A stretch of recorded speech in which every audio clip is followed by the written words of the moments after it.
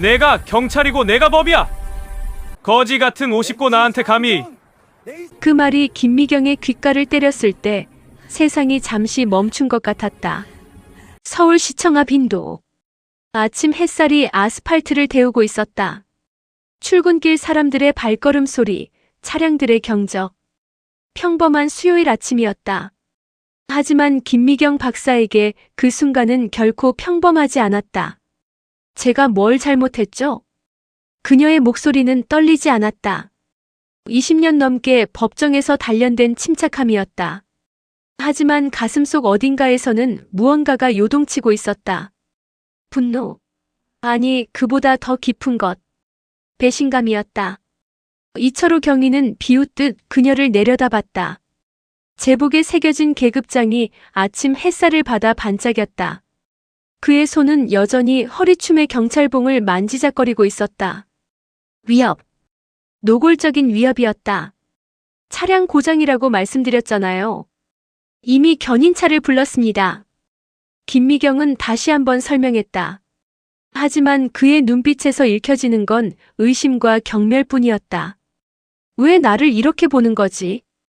대한민국 인권위원회 소속. 수많은 인권 침해 사건들을 다뤄온 그녀였다. 법정에서 권력자들을 상대로 싸워왔고 이겨왔다. 하지만 지금 이 순간 한낮 경찰관 앞에서 그녀는 무력했다. 주변에 사람들이 모여들기 시작했다. 누군가의 휴대폰 카메라가 그들을 향했다. 이철호의 표정이 순간 굳어졌다가 이내 더욱 오만해졌다. 신분증 내놔. 명령조였다. 요청이 아니었다. 김미경은 핸드백에서 천천히 신분증을 꺼냈다. 손이 미세하게 떨렸다. 분노 때문이었을까 아니면 앞으로 벌어질 일에 대한 예감 때문이었을까? 신분증을 받아든 이철호의 눈이 잠깐 흔들렸다. 대한민국 인권위원회라는 글자가 그의 시선을 붙잡았다. 하지만 그는 비웃음을 지었다. 인권위원회. 그게 뭐 대단한 거라도 돼. 그 순간 김미경은 깨달았다. 이건 단순한 오해가 아니라는 것을. 이건 경멸과 차별이었다. 아니, 정확히는 남용된 권력과 정당한 권위의 충돌이었다. 경위님, 저는 지금 합법적으로 차량 고장 처리를 하고 있습니다. 불법 주차도 아니고 어떤 법규도 위반하지 않았어요. 그건 내가 판단할 일이야. 이철호가 한 발짝 다가섰다. 위압적이었다. 김미경은 본능적으로 한 걸음 물러섰다. 그리고 그 순간 그녀는 자신이 물러선 것을 후회했다. 왜 내가 물러나야 하지? 주변의 웅성거림이 커졌다. 누군가 저 사람 경찰관 맞아? 하고 속삭였다. 또 다른 누군가는 휴대폰을 들어 영상을 찍기 시작했다. 김미경 박사는 깊게 숨을 들이마셨다. 그녀의 인생이 이 한순간으로 수렴되는 것 같았다. 어린 시절 가난한 동네에서 여자라는 이유로, 약자라는 이유로 당해야 했던 모든 부당함들이. 그리고 그녀는 결심했다. 경위님, 지금부터 일어나는 모든 일은 제가 기록하겠습니다. 그녀의 목소리에는 더 이상 떨림이 없었다. 오히려 차가운 결기가 서려 있었다. 이철호의 얼굴이 붉어졌다. 그날 아침 서울시청 앞에서 시작된 이 대치는 단순한 마찰이 아니었다. 그것은 한 여성의 정의를 위한 긴 싸움의 시작이었다. 법이 당신을 지켜줄 거라 믿어. 이철호 경위의 비웃음 섞인 목소리가 아침 공기를 갈랐다. 그의 손이 김미경의 핸드백을 향해 뻗어졌다. 순간 김미경은 본능적으로 가방을 움켜쥐었다. 지금 뭐 하시는 겁니까? 소지품 검사. 당신 수상해. 수상하다. 그 단어가 김미경의 가슴에 비수처럼 꽂혔다. 정장을 입고 고장난 차 옆에 서 있는 것이 수상하다고. 대체 무엇이 수상하다는 말인가? 주변의 구경꾼들이 더 많이 모여들었다. 20명, 아니 30명은 되어 보였다. 모두의 시선이 그녀에게 쏠렸다. 김미경은 그 시선들 속에서 다양한 감정을 읽었다. 동정, 호기심, 무관심, 그리고 어떤 이들의 눈에서는 즐거움까지. 사람들은 타인의 불행을 구경하는 걸 좋아하지. 씁쓸한 생각이었다. 하지만 지금은 그런 것에 신경 쓸 여유가 없었다. 경위님, 소지품 검사는 영장이 필요합니다. 지금 당신이 하시는 행동은 명백한 위법입니다. 김미경의 목소리는 냉정했다. 법정에서 수백 번도 더 했던 말들이었다. 하지만 이철호는 개의치 않았다. 오히려 더욱 가까이 다가왔다. 위법? 내가 경찰이야. 내가 곧 법이지. 그 순간 김미경의 머릿속에 과거의 기억들이 주마등처럼 스쳐 지나갔다. 1987년 서울 변두리 달동네. 9살 소녀였던 그녀는 아버지가 파출소에서 경찰에게 맞는 것을 봤다. 이유는 단순했다. 노점상 단속을 피하려다 경찰과 실랑이를 벌인 것. 아빠. 어린 미경이 울부짖었지만 아무도 말리지 않았다. 경찰은 때리고 사람들은 구경했다. 그리고 아무도 아버지를 도와주지 않았다. 그날 밤 코피를 흘리며 돌아온 아버지는 어린 딸에게 말했다. 미경아, 공부해라. 힘없는 사람은 짓밟히는 세상이야. 공부해서 힘을 가져라. 그 말이 김미경의 인생을 바꿨다. 그녀는 밤낮으로 공부했다. 촛불을 켜고 손이 시려도 배가 고파도 책을 놓지 않았다. 서울대 법대 합격, 사법시험 합격, 그리고 인권 변호사의 길. 모든 것이 아버지의 그 말 한마디에서 시작됐다. 경위님. 김미경이 다시 입을 열었다. 이번엔 목소리에 힘이 실렸다. 저는 대한민국 인권위원회 소속 김미경입니다. 당신이 지금 하고 있는 행위는 명백한 직권남용이고 이 모든 과정이 녹화되고 있습니다. 그녀는 주변의 휴대폰 카메라들을 가리켰다. 적어도 5대 이상이 그들을 향하고 있었다. 이철호의 얼굴이 일그러졌다. 녹화. 감히 누가? 그의 목소리가 높아졌다. 주변 사람들이 움찔했다. 하지만 카메라를 내리는 사람은 없었다. 오히려 더 많은 사람들이 휴대폰을 꺼내들었다. SNS 시대였다. 한 번의 영상이 세상을 바꿀 수 있는 시대. 이철호는 그 사실을 몰랐다. 아니, 알았어도 자신의 권위가 그 모든 것보다 위에 있다고 믿었다. 30년 경찰 생활. 그 세월 동안 그는 자신이 무소불위의 권력을 가졌다고 착각하며 살아왔다. 당신들 당장 핸드폰 내려. 이철호가 소리쳤다. 하지만 아무도 따르지 않았다. 오히려 한 젊은 여성이 큰 소리로 말했다. 이건 공공장소예요. 우리도 촬영할 권리 있어요.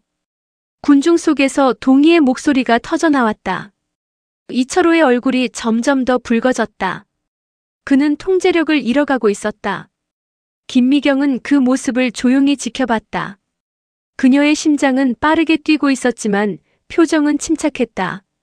20년 경력의 변호사. 그녀는 법정에서 더 무서운 상대들과 맞서 싸워왔다. 경위님, 지금이라도 물러서세요. 이 이상 진행되면 당신에게도 좋을 게 없습니다. 그것은 경고였다. 하지만 이철호에게는 도전으로 들렸다. 감히 나한테 명령을 해. 너 같은 년이. 년. 그 단어가 공기 중에 떠올랐다. 주변이 술렁였다. 누군가 저거 완전 성차별 발언 아니야? 라고 속삭였다. 김미경의 눈빛이 차갑게 식었다. 이제 그녀는 확신했다. 이 남자는 그저 권력에 취한 무지한 폭력배일 뿐이라고. 녹음됐습니다, 경위님. 그녀가 조용히 말했다. 이철호의 손이 떨렸다. 분노였을까 아니면 뒤늦은 후회였을까? 그 순간 멀리서 사이렌 소리가 들려왔다. 누군가 112에 신고한 것이었다. 싸움은 이제 시작이었다. 당신이 나를 가르치려 해. 이철호의 목소리에 도끼가 서렸다. 사이렌 소리는 점점 가까워지고 있었지만 그는 아랑곳하지 않았다. 오히려 그의 손이 김미경의 팔을 거칠게 붙잡았다. 아! 김미경이 짧은 비명을 냈다. 그의 소나귀에는 힘이 실려 있었다. 30년 경찰 생활로 단련된 악력. 김미경의 가느다란 팔이 그 힘에 눌렸다. 놓으세요. 조용히 해. 지금 공무집행방해로 체포한다.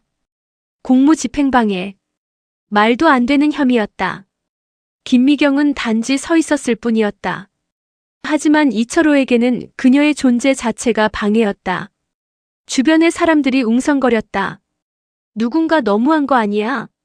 라고 외쳤다. 또 다른 누군가는 경찰이 저래도 돼? 라고 물었다. 하지만 아무도 나서지 않았다. 그것이 현실이었다. 사람들은 구경하고 촬영하고 수군거렸다. 하지만 막상 나서는 사람은 없었다. 제복을 입은 권력 앞에서 모두가 움츠러들었다. 김미경은 그 순간 깨달았다. 아버지가 맞았던 그날도 아무도 나서지 않았었다는 것을. 세상은 변한 것 같지만 본질은 그대로였다. 경위님, 제발 정신 차리세요. 김미경이 간신히 말했다. 팔의 통증이 점점 심해지고 있었다. 하지만 그녀는 울지 않았다. 울면 진다는 것을 알고 있었다. 정신 차려. 내가. 이철호가 비웃었다. 그리고 더 세게 팔을 조였다. 김미경의 얼굴이 창백해졌다. 바로 그때 파란 제복을 입은 경찰차 2대가 도착했다. 차에서 내린 것은 젊은 경찰관 둘이었다. 그들은 상황을 파악하려 두리번거렸다. 이철호 경위님? 한 젊은 경찰관이 조심스럽게 불렀다. 그는 이철호를 알아본 것이었다. 서울경찰청에서 이철호는 유명했다. 무서운 선배. 손찌검이 빠른 사람. 건드리면 안 되는 사람. 김순경. 왔어? 이 여자 연행해. 이철호가 마치 아무 일도 아닌 듯 말했다. 김미경의 팔을 김순경에게 떠넘기려 했다. 하지만 김순경은 주저했다. 주변에 수십 개 카메라가 자신을 향하고 있었다. 그리고 저 여성은 분명 잘못한 게 없어 보였다. 경위님, 혐의가 뭡니까? 공무집행방해. 하지만 저분이 뭘? 내가 시키는 대로 해. 이철호의 목소리가 높아졌다. 김순경이 움찔했다. 하지만 움직이지 않았다. 그의 옆에 선 동료 박순경도 난처한 표정으로 서 있었다. 분위기가 이상했다. 명백히 이상했다. 저는 대한민국 인권위원회 소속 김미경입니다. 김미경이 두 젊은 경찰관을 향해 말했다. 그녀의 목소리는 떨렸지만 또렷했다. 제 차가 고장나서 견인차를 기다리고 있었습니다. 이철호 경위님이 영장 없이 소지품 검사를 하려 했고 제가 거부하자 폭력을 행사하고 계십니다. 김순경의 눈이 커졌다. 그는 김미경의 팔을 쥐고 있는 이철호의 손을 봤다. 그리고 그녀의 팔에 생긴 빨간 손자국을 봤다. 경위님, 일단 손 놓으시죠. 김순경이 조심스럽게 말했다. 용기 있는 말이었다. 선배에게 저렇게 말하는 것은 경찰 조직에서 쉬운 일이 아니었다. 뭐? 이철호의 눈이 김순경을 향했다. 살기가 느껴졌다. 김순경은 침을 꿀꺽 삼켰지만 시선을 피하지 않았다. 다 녹화되고 있습니다, 경위님. 일단 상황을 정리하고. 이 새끼가 지금 나한테 대드는 거야? 욕설이었다. 공공장소에서 수십 명의 시민들 앞에서. 그리고 수십 개의 카메라 앞에서. 주변이 술렁였다. 누군가 미쳤네라고 중얼거렸다. 또 다른 누군가는 실시간 방송을 시작했다. 서울시청 앞에서 경찰관이 시민을 폭행하고 있습니다. 그 목소리가 크게 울려 퍼졌다. 실시간 방송. 시청자 수가 올라가기 시작했다. 100명, 500명, 1000명. 이철호는 자신이 통제할 수 없는 상황에 빠져들고 있다는 것을 느꼈다. 하지만 물러설 수 없었다. 물러서면 지는 것이었다. 30년 동안 쌓아온 권위가 무너지는 것이었다. 좋아, 너희도 같이 징계받고 싶으면 계속 그러고 서 있어. 그는 김미경의 팔을 더 세게 비틀었다. 김미경이 신음을 냈다. 고통스러웠지만 그녀는 버텼다. 아버지, 저 이제 더 이상 도망가지 않을 거예요. 김미경의 눈에서 눈물이 흘렀다. 고통 때문이 아니었다. 분노 때문이었다. 그리고 각오 때문이었다. 김순경이 핸드폰을 꺼냈다. 그리고 누군가에게 전화를 걸기 시작했다. 상황을 보고하는 것이었다. 이철호의 얼굴이 일그러졌다. 상황은 걷잡을 수 없이 커지고 있었다. 그리고 그 순간 멀리서 또 다른 사이렌 소리가 들려왔다. 이번엔 여러 대였다. 폭풍이 몰려오고 있었다. 이게 당신이 원했던 거야? 이철호의 목소리는 떨리고 있었다. 분노 때문이었을까 아니면 두려움 때문이었을까? 그의 손은 여전히 김미경의 팔을 쥐고 있었지만 힘이 조금씩 빠져나가고 있었다. 세 대의 경찰차가 더 도착했다. 그리고 그중 한 대에서 내린 사람은 김철수 경감이었다. 서울경찰청 생활안전과장. 이철호의 직속 상관. 이경이, 지금 뭐 하는 거야? 김경감의 목소리가 거리를 울렸다. 그는 빠른 걸음으로 다가왔다. 그의 얼굴은 창백했다. 이미 상황 보고를 받은 것이었다. 인권위원회 고위 공무원. 실시간 방송. 수천 명의 시청자. 최악의 조합이었다. 경감님, 이 여자가. 닥쳐. 김경감이 소리쳤다. 이철호가 입을 다물었다. 30년 경찰 생활에서 그가 상관에게 저렇게 호통을 들은 적은 거의 없었다. 당장 손 놔. 지금. 이철호의 손이 천천히 김미경의 팔에서 떨어졌다. 김미경은 비틀거리며 뒤로 물러섰다. 그녀의 팔에는 선명한 손자국이 남아 있었다. 김경감이 김미경에게 다가왔다. 그의 얼굴에는 당혹감과 미안함이 가득했다. 김미경 박사님, 정말 죄송합니다. 제가 괜찮습니다. 김미경이 짧게 말했다. 하지만 괜찮지 않았다. 그녀의 팔은 욱신거렸고 가슴 속에서는 분노가 치밀어 오르고 있었다. 병원에 가셔야 합니다. 제가 모시겠습니다. 필요 없습니다. 사진만 찍겠습니다. 김미경이 핸드폰을 꺼내 자신의 팔을 촬영하기 시작했다. 빨갛게 부어오른 손자국. 명백한 폭행의 증거였다. 주변의 사람들도 그 장면을 촬영했다. 수십 개의 카메라가 그녀의 상처를 기록했다. 그리고 그 영상은 실시간으로 퍼져나가고 있었다. 이철호는 그 모습을 멍하니 바라봤다. 자신이 무슨 일을 저질렀는지 이제야 깨닫기 시작한 것 같았다. 이경이. 김경감이 냉정한 목소리로 불렀다. 지금부터 당신은 직위의 죄야. 경찰서로 돌아가서 대기하고 있어. 경감님, 제 말 좀. 한마디도 하지 마. 한마디라도 더 하면 상황이 더 나빠질 거야. 김경감의 목소리는 차가웠다. 그는 이미 이 사건의 파장을 계산하고 있었다. 언론이 어떻게 나올지, 여론이 어떻게 들끓을지. 최악이야. 최악. 이철호는 김순경과 박순경의 부축을 받으며 경찰차로 향했다. 그의 뒷모습은 초라했다. 30년 경찰 생활이 한순간에 무너지는 순간이었다. 군중 속에서 박수 소리가 터져나왔다. 한 사람이 시작하자 다른 사람들도 따라했다. 김미경을 향한 박수였다. 김미경은 그 박수 소리를 들으며 눈을 감았다. 승리의 기쁨이 아니었다. 오히려 슬픔이 밀려왔다. 왜 이런 일이 생겨야만 변화가 일어나는 걸까? 그녀는 수없이 많은 인권 침해 사건들을 다뤄왔다. 하지만 대부분은 묻혔다. 피해자가 힘이 없었기 때문에, 언론의 관심을 받지 못했기 때문에. 하지만 자신은 달랐다. 인권위원회 고위 공무원, 변호사. 그녀에게는 싸울 수 있는 무기가 있었다. 박사님. 김경감이 조심스럽게 다가왔다. 정말 죄송합니다. 경찰을 대표해서 사과드립니다. 제가 책임지고 이 사건을 처리하겠습니다. 처리요? 김미경이 그를 쳐다봤다. 그녀의 눈빛은 날카로웠다. 어떻게 처리하실 건데요?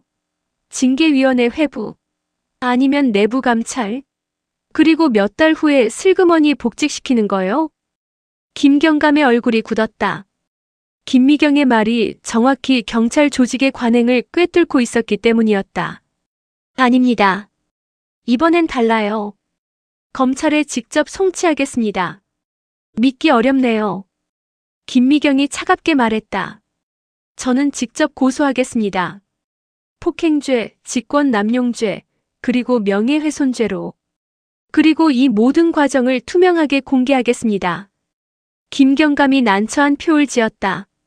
하지만 그는 말릴 수 없었다. 김미경에게는 그럴 권리가 있었다. 알겠습니다. 최대한 협조하겠습니다. 김미경은 고개를 끄덕였다. 그리고 주변의 사람들을 둘러봤다. 여전히 많은 사람들이 그녀를 보고 있었다. 여러분. 김미경이 입을 열었다. 사람들이 조용해졌다. 오늘 여러분이 보신 것은 특별한 사건이 아닙니다. 이런 일은 우리 사회 곳곳에서 일어나고 있습니다. 단지 카메라가 없었을 뿐입니다. 그녀의 목소리는 떨렸지만 힘이 있었다. 저는 운이 좋았습니다. 제게는 싸울 수 있는 힘이 있었으니까요. 하지만 대부분의 사람들은 그렇지 못합니다. 그들을 위해서라도 저는 이 싸움을 끝까지 갈 것입니다. 박수 소리가 다시 터져 나왔다. 이번엔 더 크고 더 오래 이어졌다. 김미경은 그 박수 소리를 들으며 주먹을 쥐었다. 팔은 여전히 아팠지만 마음은 단단했다. 싸움은 이제 시작이었다. 진짜 싸움은 세상이 당신 편일 거라 생각해. 그날 저녁 김미경의 핸드폰은 쉴 새 없이 울렸다. 언론사, 지인들, 그리고 모르는 번호들. 모두가 그녀에게 연락하고 싶어 했다. 하지만 그 중에는 협박도 섞여 있었다. 잘난 척하다 큰 코 다치는 수가 있어. 여자 주제에 경찰한테 덤비면 어떡해. 조용히 합의하는 게 너한테도 좋을 거야. 문자 메시지들이었다. 익명의 번호에서 날아왔다. 김미경은 그것들을 하나하나 스크린샷으로 저장했다. 모두 증거였다. 그녀는 서초동 자신의 아파트 거실에 앉아 있었다. 팔의 통증은 진통제로 가라앉았지만 마음의 통증은 그렇지 않았다. 정말 내가 이길 수 있을까? 순간적인 의심이었다. 하지만 그녀는 고개를 저었다. 의심하면 안 됐다. 의심하는 순간 모든 것이 무너졌다. 탁자 위에는 노트북이 켜져 있었다. 화면에는 실시간 검색어가 떠 있었다. 서울시청 경찰 폭행. 김미경 박사. 이철호 경위. 모두 상위권이었다. 그녀의 사건은 이미 전국적인 이슈가 되어 있었다. 댓글들을 읽기 시작했다. 경찰 저러면 안 되지. 완전 폭력배네. 김미경 박사님 응원합니다. 끝까지 싸워주세요. 우리가 함께합니다. 대부분이 응원이었다. 하지만 일부는 달랐다. 뭔가 이상한데? 여자가 먼저 도발한 거 아니야?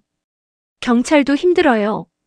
하루 종일 진상들 상대하는데 별것도 아닌 걸로 난리네. 요즘 여자들 진짜. 성차별적인 댓글들이었다. 김미경은 이를 악물었다. 예상했던 일이었지만 실제로 보니 화가 났다. 역시 쉽지 않아. 그때 초인종이 울렸다. 김미경은 인터폰을 확인했다. 낯선 얼굴이었다. 40대 후반쯤 되어 보이는 남성. 누구세요? 안녕하세요, 김 박사님. 저는 조선일보 사회부 기자 황민수라고 합니다. 기자. 김미경은 잠시 망설였다. 언론 인터뷰는 양날의 검이었다. 잘하면 여론을 이끌 수 있지만 잘못하면 오히려 역풍을 맞을 수 있었다. 죄송하지만 공식적인 인터뷰 요청은 이메일로 해주세요. 5분만 시간 내주십시오. 중요한 정보가 있습니다. 중요한 정보. 김미경의 귀가 솔깃했다. 그녀는 문을 열었다. 황 기자는 정중하게 인사했다. 그리고 가방에서 서류 봉투를 꺼냈다. 이철호 경위에 대해 취재하다가 알게 된 건데요. 그는 서류를 테이블 위에 펼쳤다. 김미경의 눈이 커졌다. 이게... 네. 이철호 경위의 과거 징계 기록입니다. 서류에는 놀라운 내용들이 적혀 있었다. 2015년 시민 폭행으로 경고 조치. 2017년 과잉 진압으로 감봉 1개월. 2019년 불법 연행으로 견책. 총 5차례 징계를 받았습니다. 하지만 모두 경미한 처분으로 끝났죠. 황 기자가 설명했다. 경찰 내부에서는 이 사람이 문제였다는 걸 다들 알고 있었습니다. 하지만 아무도 막지 않았어요. 김미경은 서류를 천천히 넘겼다. 피해자들의 진술서도 있었다. 대학생, 노점상, 택시기사. 모두 힘없는 사람들이었다. 이 사람들은 왜 끝까지 싸우지 않았죠? 무서웠겠죠. 경찰을 상대로 싸운다는 게 쉬운 일이 아니니까요. 그리고 황 기자가 잠시 말을 멈췄다. 합의금을 받았습니다. 경찰청에서 조용히 돈을 주고 입을 막았어요. 김미경의 주먹이 떨렸다. 분노 때문이었다. 이건 조직적인 은폐잖아요. 맞습니다. 그래서 제가 여기 온 겁니다. 황 기자가 김미경을 똑바로 쳐다봤다. 박사님이 이 싸움에서 지면 이 모든 게 다시 묻힙니다. 하지만 박사님이 이기면 세상이 변할 수 있다. 김미경이 그의 말을 받았다. 황 기자가 고개를 끄덕였다.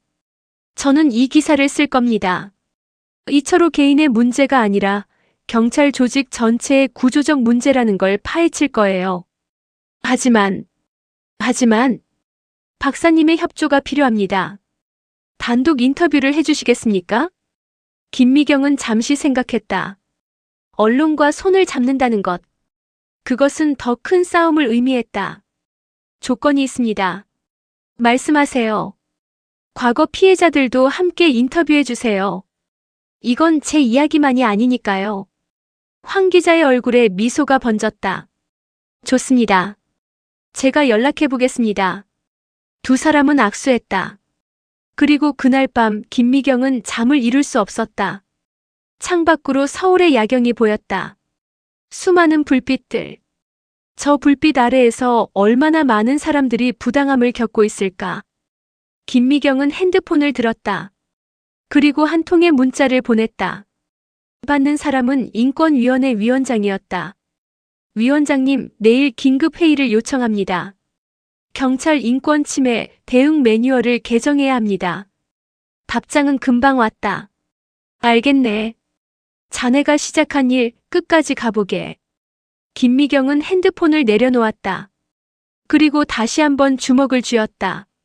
아버지, 이제 힘없는 사람들도 싸울 수 있는 세상을 만들겠습니다. 밤은 깊어갔지만 싸움은 이제 막 시작되었다. 진실은 과연 이길 수 있을까? 다음 날 아침 조선일보 일면에 대서특필되었다. 경찰 폭력 빙산의 일각.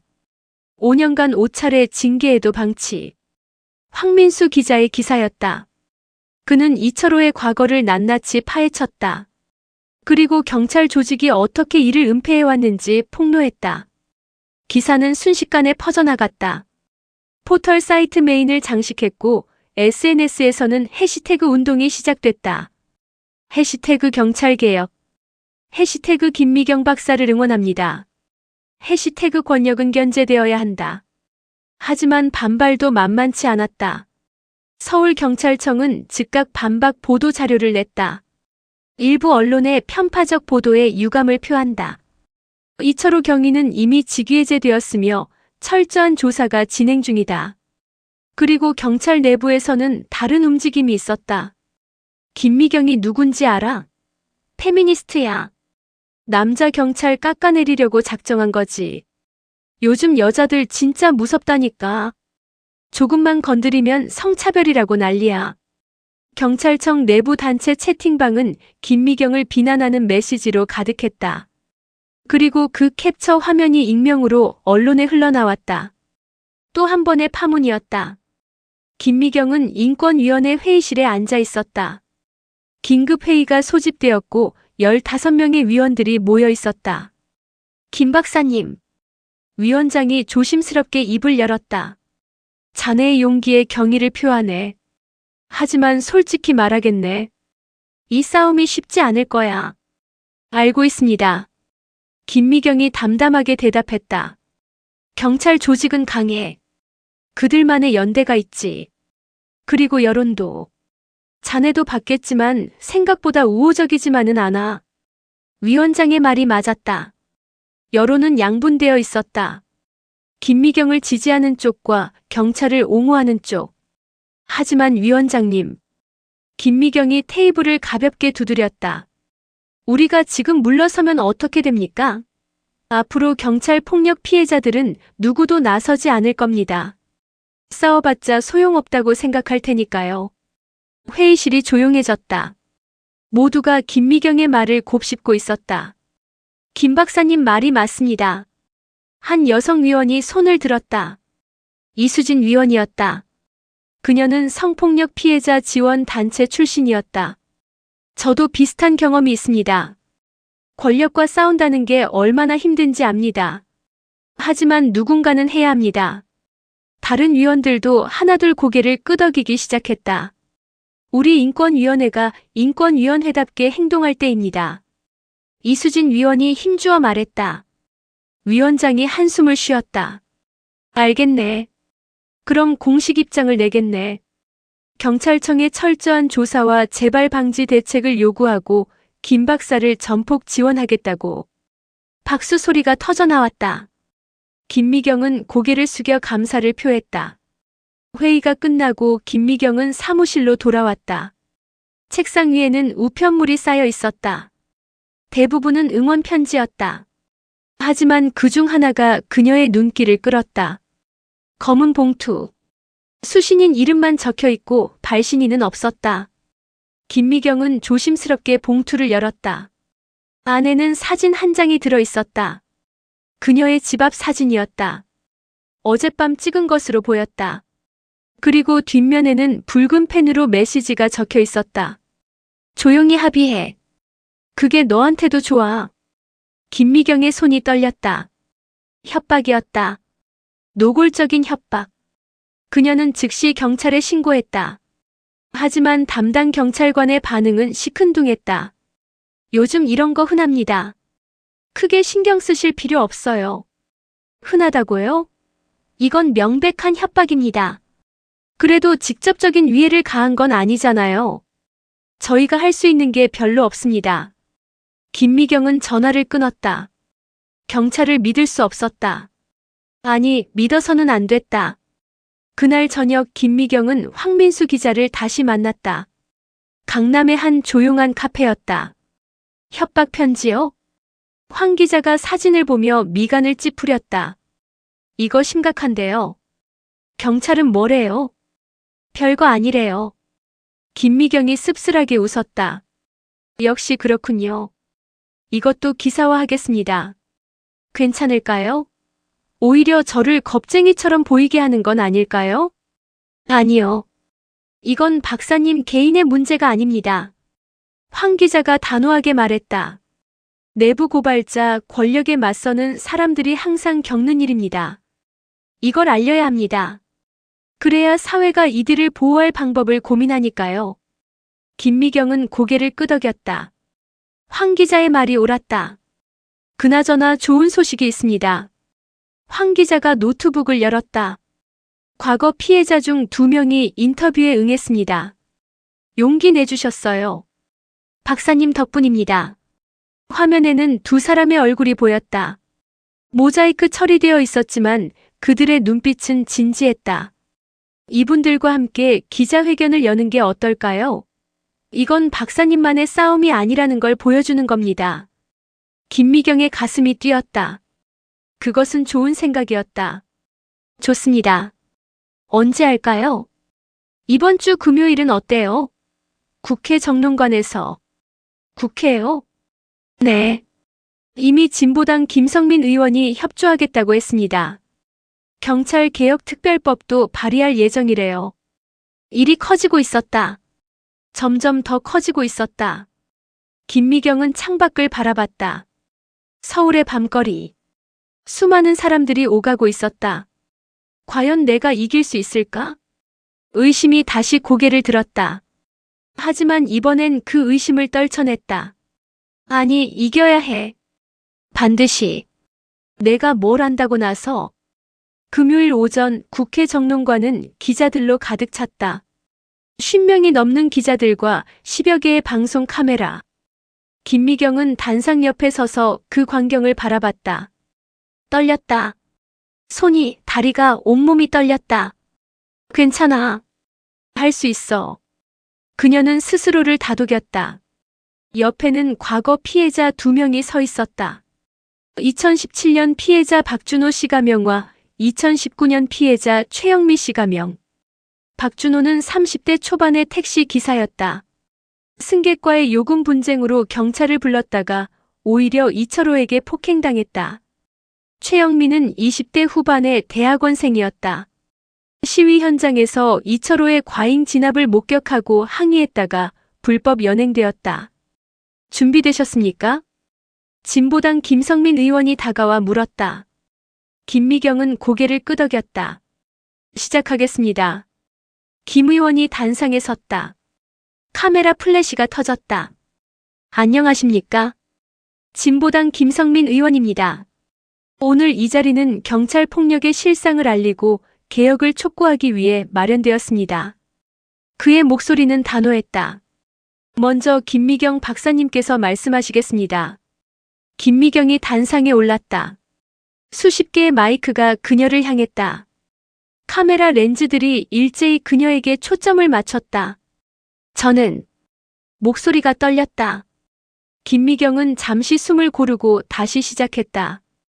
저는 대한민국 인권위원회 소속 김미경입니다. 지난 수요일 저는 서울시청 앞에서 이철호 경위에게 폭행을 당했습니다. 그녀는 팔을 걷어 올렸다. 아직도 남아있는 멍자국이 카메라에 잡혔다. 하지만 이것은 제 개인의 문제가 아닙니다. 이철호 경위는 지난 5년간 5차례나 징계를 받았습니다. 그럼에도 불구하고 경찰 조직은 그를 방치했습니다. 기자들이 받아 적기 시작했다. 오늘 이 자리에는 과거 피해자분들도 함께 나와주셨습니다. 용기를 내주신 2분께 감사드립니다. 박준호가 단상에 올랐다. 그의 손도 떨리고 있었다. 저는 2017년에 이철호 경위에게 폭행을 당했습니다.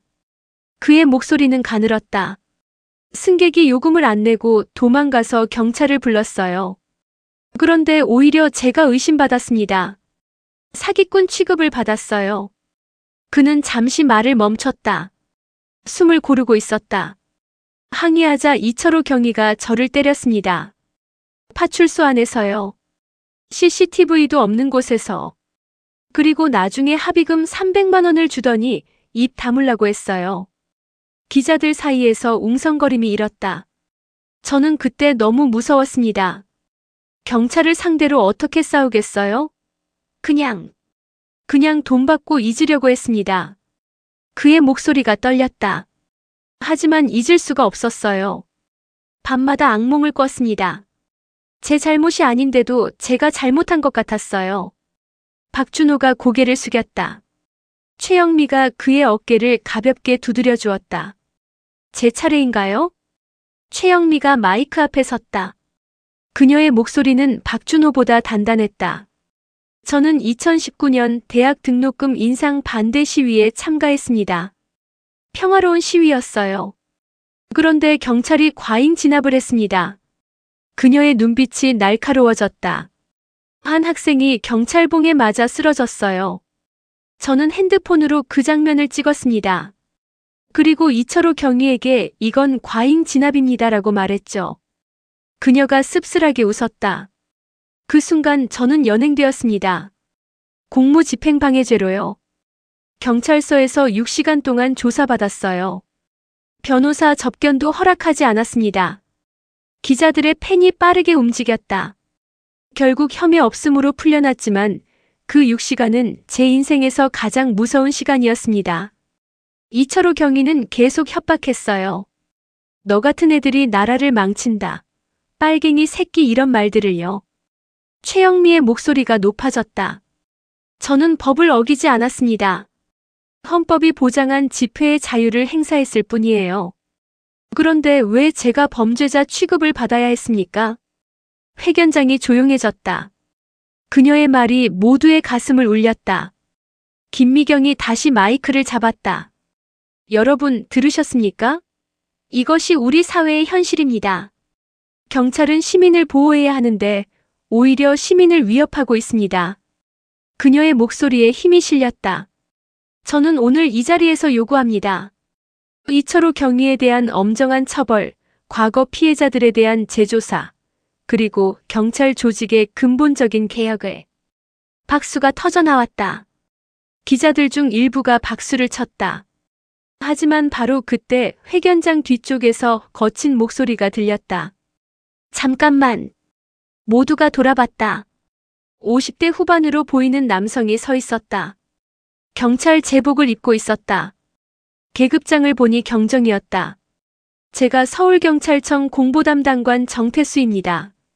그가 앞으로 걸어 나왔다. 기자들이 길을 비켜줬다. 지금 이 회견은 사실 왜곡으로 가득합니다.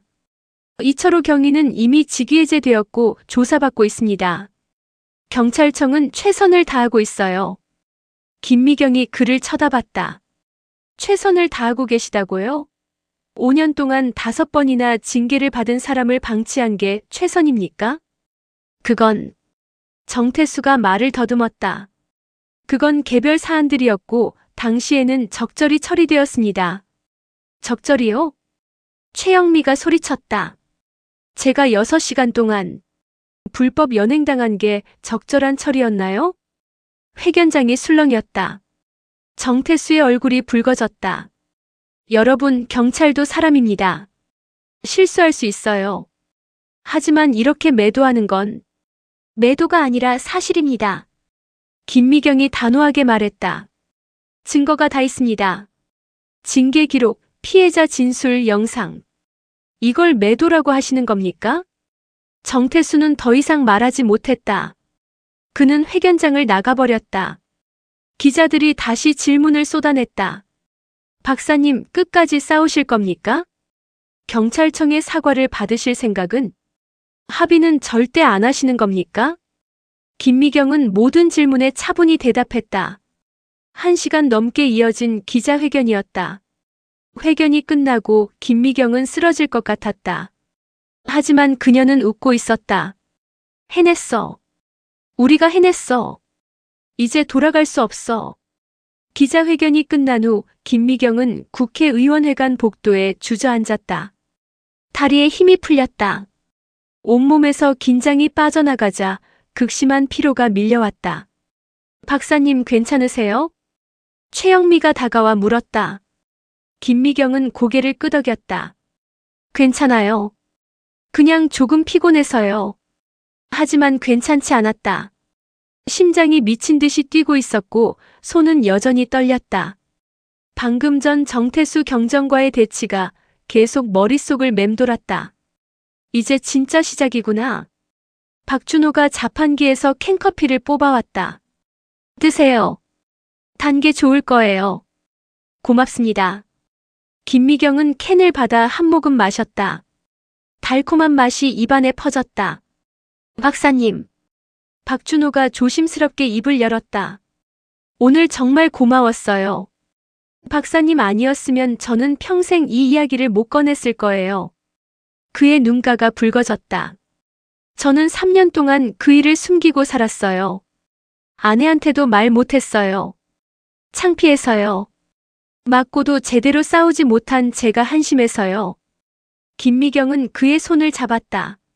당신 잘못이 아니에요. 절대로. 알아요. 이제는 알아요. 박준호가 눈물을 닦았다. 오늘 말하고 나니까 조금 후련해요. 무거운 짐을 내려놓은 것 같아요. 최영미도 고개를 끄덕였다. 저도요. 그동안 너무 화가 났었어요. 그런데 참았어요. 대학원 졸업해야 하니까, 취직해야 하니까. 혹시라도 경찰에 찍혀서 불이익 받을까 봐요. 그녀가 주먹을 쥐었다. 하지만 이제 더는 참지 않을 거예요. 박사님이 길을 열어주셨으니까요. 세 사람은 잠시 말없이 앉아 있었다. 복도는 조용했다. 멀리서 기자들의 목소리가 희미하게 들렸다. 김성민 의원이 다가왔다. 세 분 모두 수고하셨습니다. 대단한 용기였어요. 그는 서류 봉투를 김미경에게 건넸다. 이게 뭡니까? 경찰개혁특별법 초안입니다. 다음 주 본회의에 상정할 예정이에요. 김미경은 서류를 펼쳤다. 법안의 핵심 내용이 눈에 들어왔다. 경찰 폭력 피해자 보호 조항, 독립적인 경찰 감찰 기구 설치, 징계 기록 공개 의무화. 이게 통과될까요? 김미경이 물었다. 김 의원이 쓴웃음을 지었다. 쉽지 않을 겁니다. 보수당에서 반대할 테니까요. 경찰 조직도 강하게 반발할 거고요. 그럼. 하지만 희망은 있습니다.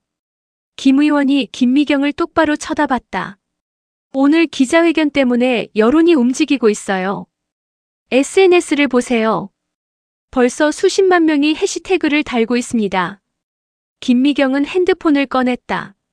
정말이었다. 해시태그 경찰개혁특별법 통과하라. 해시태그 김미경 박사를 지지합니다. 해시태그 더 이상 침묵하지 않는다. 실시간 트렌드 1위부터 3위까지 모두 이 사건 관련이었다. 국민이 원하면 정치도 움직입니다.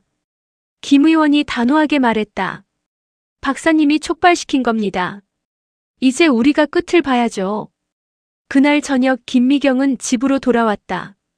현관문을 열자마자 바닥에 주저앉았다.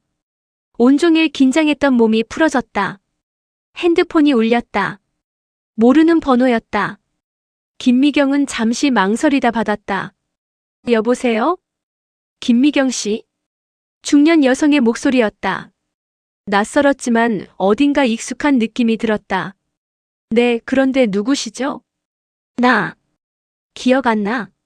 초등학교 때 같은 반이었던 윤혜진이야. 김미경의 눈이 커졌다. 윤혜진. 30년 전 함께 달동네 학교를 다녔던 친구. 혜진아. 세상에 어떻게. 뉴스 봤어. 내가 나오더라고.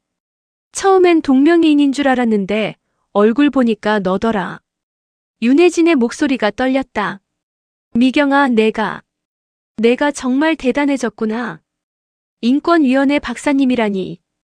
김미경은 아무 말도 하지 못했다. 감정이 북받쳐 올랐다. 나는 그냥 평범하게 살아. 결혼해서 애둘 키우고 편의점 알바하면서. 윤혜진이 한숨을 쉬었다. 근데 오늘 내 기자회견 보면서 울었어. 내가 우리를 대신해서 싸워주는 것 같았어. 혜진아. 미경아, 고마워. 그리고 지지 마. 우리 같은 사람들은 너밖에 없어. 전화가 끊겼다. 김미경은 핸드폰을 내려놓고 눈물을 흘렸다. 30년 만에 들은 친구의 목소리. 그 목소리 속에는 응원과 부탁과 간절함이 담겨 있었다. 맞아. 나는 혼자가 아니야. 김미경은 눈물을 닦고 일어섰다. 노트북을 켜고 이메일을 확인했다. 받은 편지함에는 수백 통의 메일이 와 있었다. 대부분 응원 메일이었다. 하지만 그중 하나가 눈에 띄었다. 발신인 익명. 제목 조심하세요. 김미경은 메일을 열었다. 박사님, 저는 경찰청 내부 직원입니다. 익명으로 이 글을 씁니다. 조심하세요. 경찰 내부에서 박사님을 제거하려는 움직임이 있습니다. 과거 행적을 파헤쳐서 약점을 찾으려 하고 있어요. 그리고 협박도 더 심해질 겁니다. 부디 조심하세요. 김미경의 등골이 서늘해졌다. 하지만 동시에 각오가 생겼다. 좋아. 덤벼봐. 그녀는 답장을 쓰기 시작했다. 제보해 주셔서 감사합니다. 하지만 저는 물러서지 않겠습니다. 오히려 더 강하게 싸울 것입니다. 혹시 경찰청 내부의 부패나 비리를 알고 계시다면 제게 제보해 주세요. 익명을 보장하겠습니다. 메일을 보내고 김미경은 창밖을 바라봤다. 서울의 밤은 여전히 밝았다. 이제 돌아갈 수 없어. 끝까지 가야 해. 그녀는 주먹을 쥐었다. 싸움은 이제 새로운 국면으로 접어들고 있었다. 진실은 언제나 승리한다. 월요일 아침 폭탄이 터졌다. 김미경 박사 과거 음주운전 전력 있었다. 보수 성향의 한 신문이 일면에 띄운 기사였다. 김미경은 그 제목을 보는 순간 머리가 하얘졌다. 어떻게? 2005년 20년 전 일이었다. 당시 30살이었던 김미경은 친구들과 술을 마신 후 단속에 걸렸다. 혈중 알코올 농도 0.05%. 면허정지 수준이었다.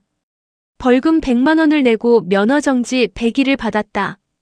그녀는 그 일을 평생 후회하며 살았다. 다시는 술을 마시고 운전대를 잡지 않겠다고 다짐했고 실제로 20년간 그 다짐을 지켰다. 하지만 지금 그 과거가 무기가 되어 돌아왔다. 기사는 악의적이었다. 인권을 외치는 김미경 박사 정작 본인은 법을 어겼다는 식의 프레임이었다. 댓글은 순식간에 수천 개가 달렸다. 역시 위선자네. 자기는 음주운전하고 경찰 욕하네 키읔키읔. 이래서 페미니스트는 믿을 게 못 돼. 김미경은 핸드폰을 내려놓았다. 손이 떨렸다. 화가 나서가 아니라 좌절감 때문이었다. 이렇게 되는 거구나. 전화벨이 울렸다. 황민수 기자였다. 박사님 괜찮으세요? 괜찮지 않아요. 김미경이 솔직하게 대답했다. 예상했던 일이긴 한데 막상 당하니까 힘드네요.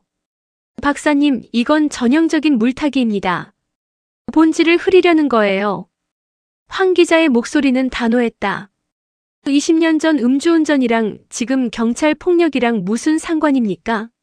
이건 명백한 인신공격이에요. 알아요. 하지만 사람들은 그렇게 안 봐요. 김미경이 한숨을 쉬었다. 여론이 돌아서고 있어요. 느껴져요. 아직 아닙니다.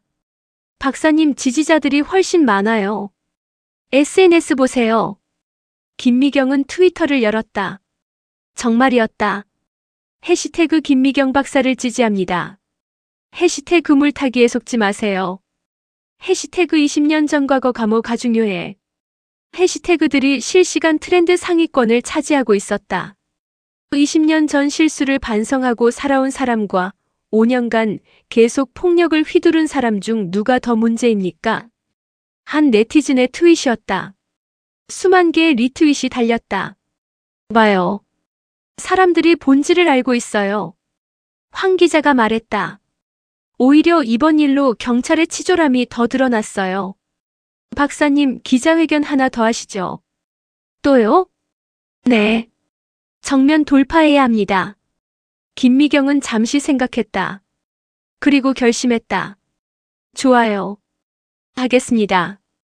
그날 오후 김미경은 인권위원회 브리핑룸에서 기자회견을 열었다. 여러분, 오늘 아침 저에 대한 기사가 나왔습니다. 20년 전 음주운전 사실을 폭로한 기사였죠. 그녀의 목소리는 침착했다.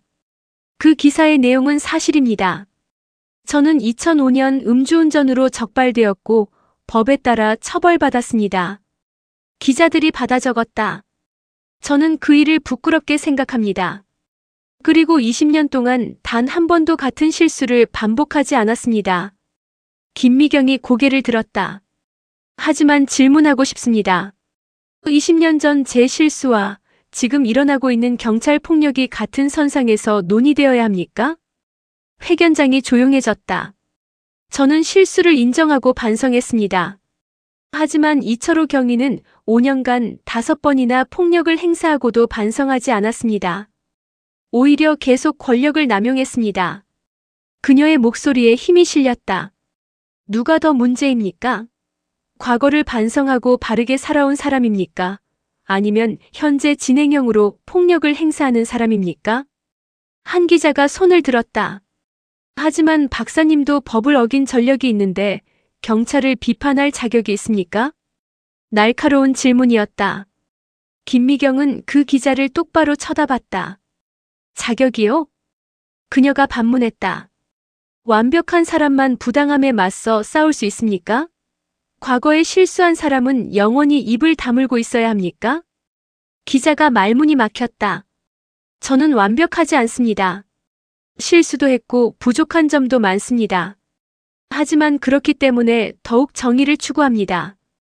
제가 겪은 부끄러움과 반성을 다른 사람들은 겪지 않기를 바라니까요. 박수가 터져 나왔다. 일부 기자들이 박수를 쳤다.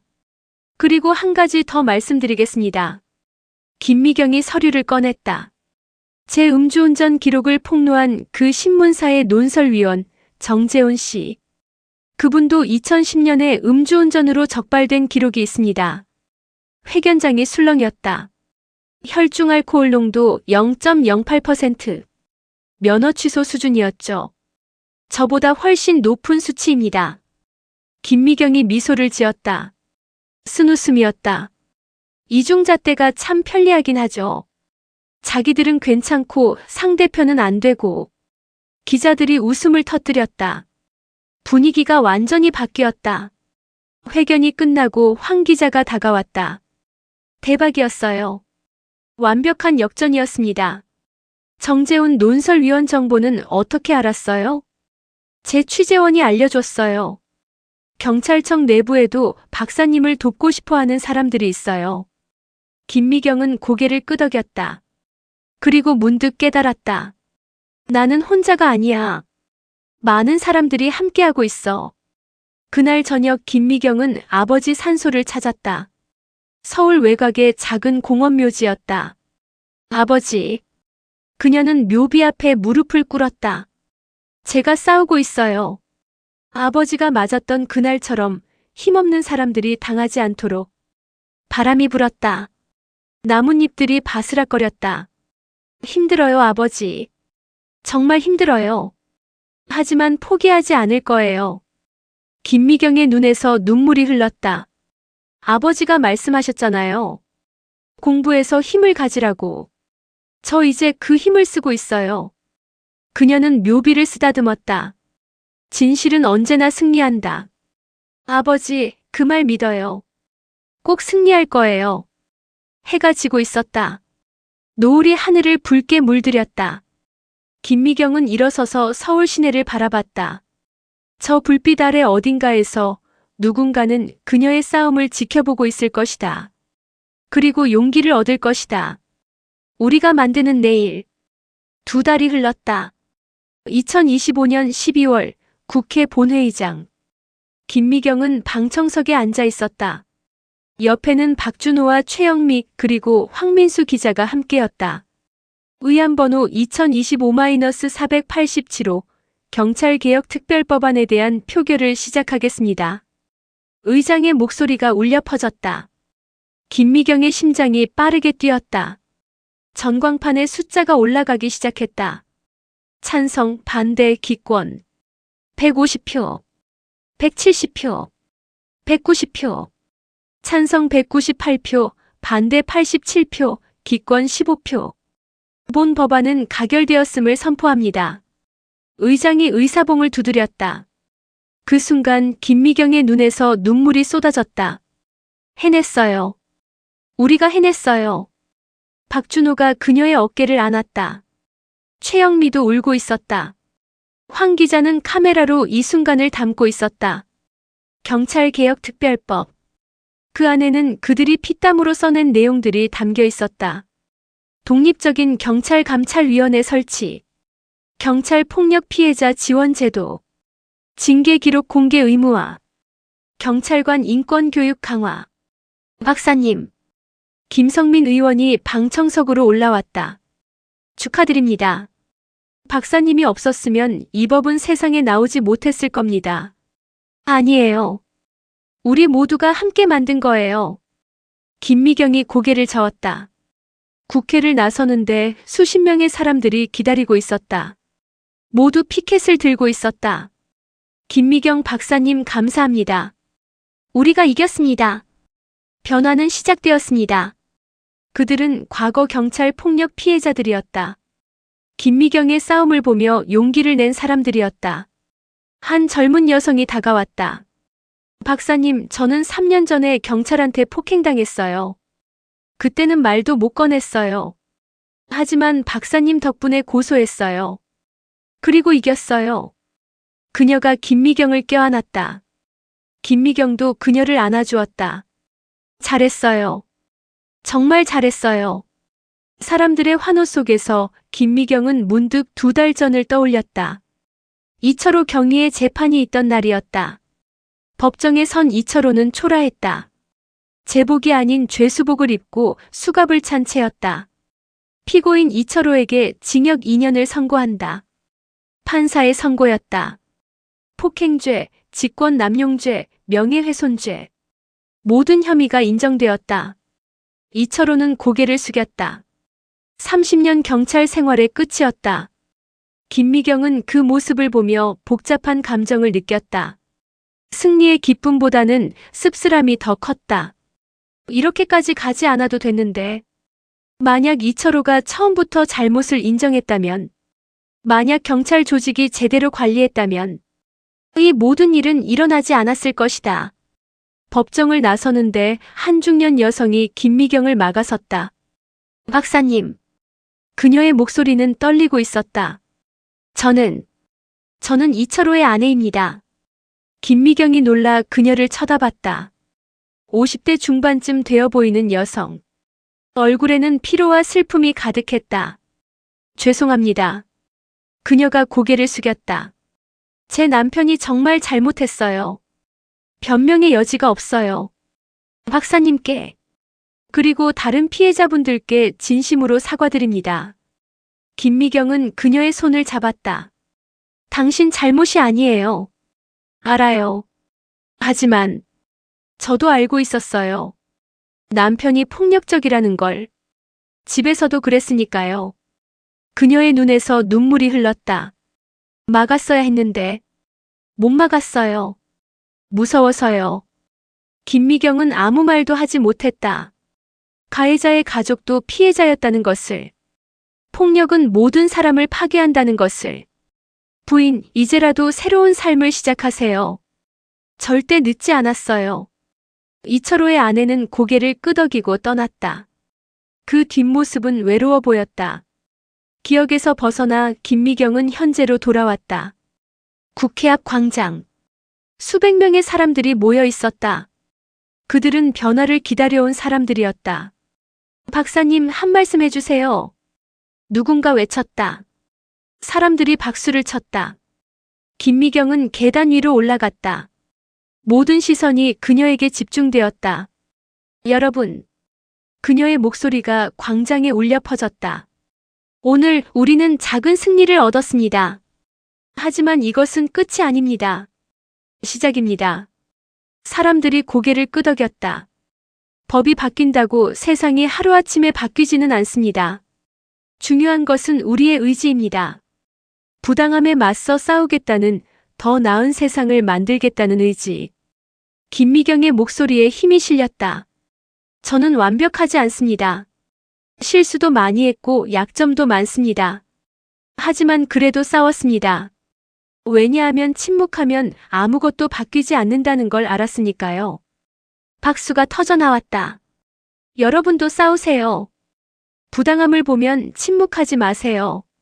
목소리를 내세요. 함께하면 우리는 세상을 바꿀 수 있습니다. 환호성이 울려 퍼졌다. 사람들이 서로를 안았다. 눈물을 흘렸다. 웃었다. 김미경은 그 광경을 보며 미소 지었다.